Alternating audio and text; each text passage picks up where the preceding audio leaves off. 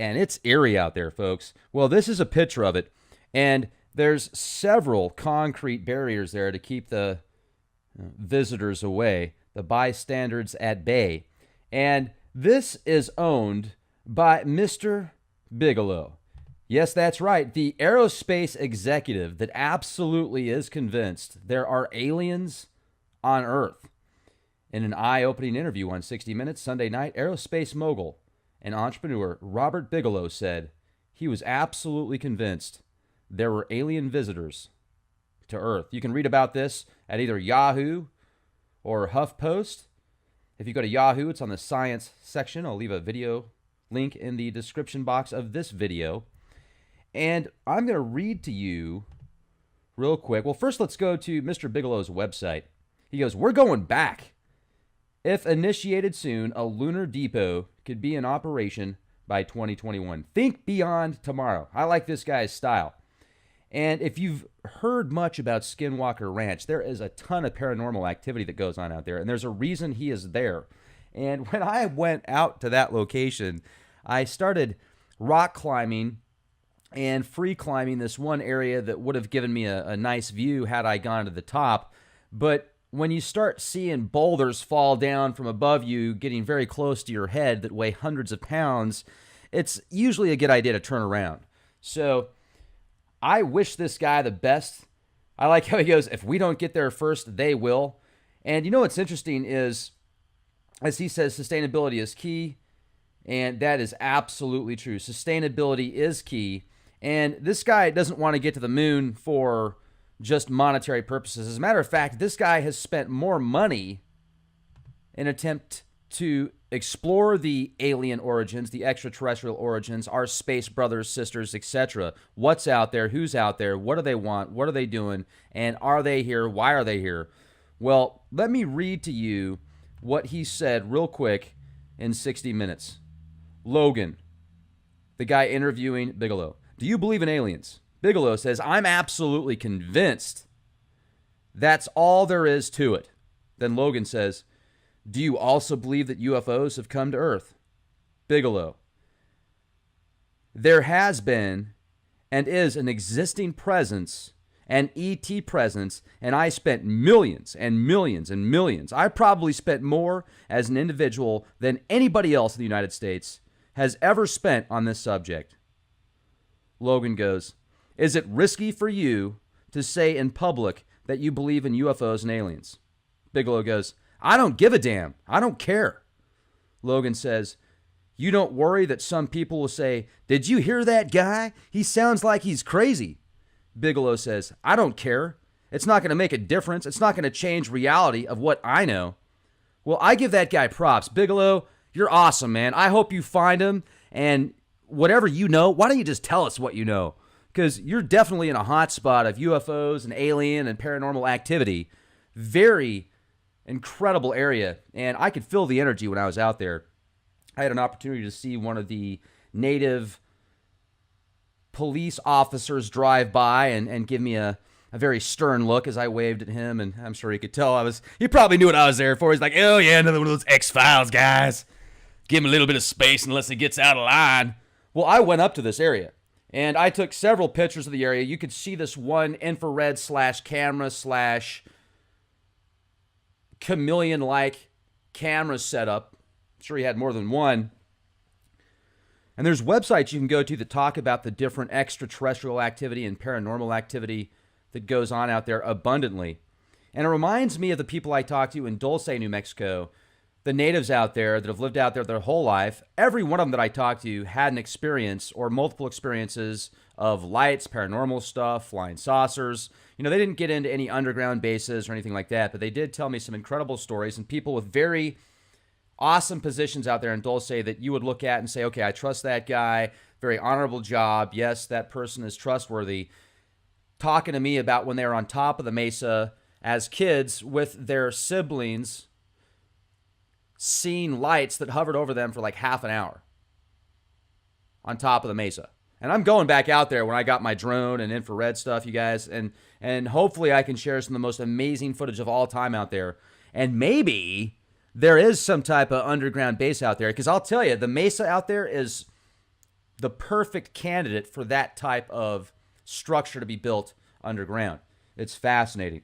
So, obviously Bigelow wouldn't elaborate on what kind of results that he has achieved from the enormous amount of UFO extraterrestrial research that he's been doing for years. He's been strongly connected with the, residential amateur researchers as well in the paranormal. MUFON, Mutual UFO Organization, which I need to give a shout out to the guys here in San Antonio. They do a great job. MUFON San Antonio. One of these days I need to get to an event out there. I think they usually have them towards the end of the month at a Luby's in downtown San Antonio. Some neat people go to those events, and they're looking for the truth. And I'm looking for the truth. Aren't you looking for the truth? I mean, there's so many scriptures of antiquity that talk about UFOs and flying saucers and paintings in the Renaissance era that show these UFOs with light beams connecting to prophets. It's incredible. There's so much more than meets the eye, and people are becoming so dilapidated within their own ignorance and docile to what's around them that fortunately there's people like you that listen to Leak Project. I genuinely mean that. You guys are awesome. It's so nice to have a very powerful audience that's intelligent, thinks outside of the box, looks for dots that aren't within the typical 9 to 5 parameters of Mr. and Mrs. Jones, that are keeping up with Mr. and Mrs. Wilson, that are keeping up with Mr. and Mrs. Smith, all in this Borg-like mentality. As Trent Reznor would say, you can have it all, my empires of dirt, I will let you down, I will let you hurt. I used to think he meant selling his soul to the devil in that song, but after re-listening to it multiple times, there's a part in that song that makes it sound like he's talking about being addicted to heroin. So maybe by being addicted to heroin, that's how he sold the soul to the devil. Maybe it's both. Trent Reznor is one of the best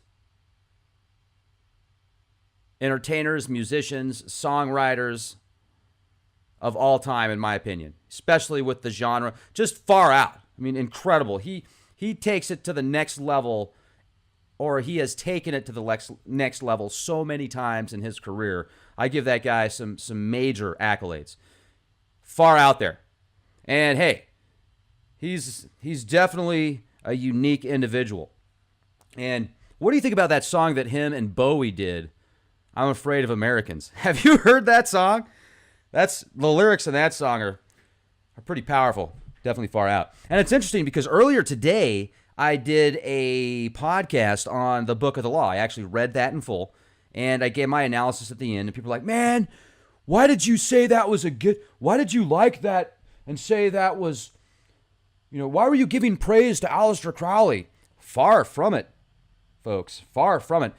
If you listen to the podcast, you hear me at the end say, how crooked and twisted and far out is this, talking about how people can't become anything different, they need to stay the same. And he talks about, first of all, if you get into the Book of the Law, it's supposedly an automatic writing of Aleister Crowley and his wife over a period of 3 days, where they summoned Aleister Crowley's guardian angel, which he called Iwas, which he also said people refer to as the devil, the Antichrist, the great beast, 666. And some people would say, oh, Rex, he's just a con artist. He's just a charlatan. Well, he may very well have been. Yet he was such a good con artist and charlatan that you will see his blueprint throughout the Hollywood archetype industries. It runs amok throughout multiple films. And if you just look at the archetype of what he represented, very influential. Whether or not he was a con artist, whether or not he actually did do that via automatic writing. Now, I also looked at that as very dark and crooked and wicked. I mean, talk about war and plucking out the eyes of Jesus on the cross and blinding Muhammad with wings. Very dark stuff. So in no way, shape, or form was I saying that is, you should look at that as something good to do. As a matter of fact, the opposite. I was letting you know what the powers that be, those clandestine sorcerers behind the scenes, are doing right now. And that's why I said, whether you believe it or not, they do. And they have no mercy, just like that book, no mercy. Now let's get back into the extraterrestrial phenomenon here for a minute. I divagated for a minute, but let's sync this together right now. What is the purpose of extraterrestrials that are here right now? And how many of them are here right now? From different places, what are the different agendas? And who has the most control? Who's at the apex? Or is nobody at the apex? Are they all fighting amongst each other, amongst us, and other factions that we don't see? Who's the apex controller? Now, divine source, you could say, sure, absolutely, I get that. Yet has divine source kind of branched off and is letting things go on here to a certain level without his or her interruptions, unless absolutely needed be by either calling out to divine source or based upon other purposes because of your life path and you being able to get to that point. Here's what I see. I see there must be different factions. I also see that at very high levels, whatever it is that's controlling things does not have our best interest at heart, does not have this planet's best interest at heart, and feels that it can actually travel the cosmos and just wipe out planets and just go to the next one. I mean, look at the enormous amount of deforestation that's going on every single year. The amount of honeybee colonies that are dying every single year. The amount of pesticides being sprayed into not only the ground, but the atmosphere, which is put into the water supply, the radiation, the chemtrails, which have depleted approximately 76% of the ozone, and they're still doing it. Think about that. 3/4 of the ozone's gone. Think about that for 10 seconds. Nanu, nanu, nanu, nanu, nanu, nanu, nanu, nanu. 76% of the ozone is wiped out right now. There's 24% left. How much longer do we allow them to do this before there's nothing left? And then they say you must spend the rest of your life inside of a dome. Otherwise, you'll get scorched as you go outside. So you must wear specific protective gear. And then the rest of the planet gets wiped out. Then people start attacking each other because there's nothing left for food sources. And then the water evaporates, so people can't get to water. People can't get to food. Then what do? Those that survive. And then is it survival of the fittest and the wickedest? Or is it survival of the smartest and the strongest, the best prepared? Is it the survival of those that are being protected by higher forces? This is pretty wicked, folks. You really got to think about that when you get into the darkness of what is around you right now, abundantly. Instead of worrying about things that might be there all the time, I mean, it's great to put concern into things that might be there some of the time, but to always worry about something and not branch outside of that and get stuck in that box, that's when you start becoming a repeater, not a researcher. You're repeating something, you're not creating or producing. Leave it at that. Thank you for being here with me.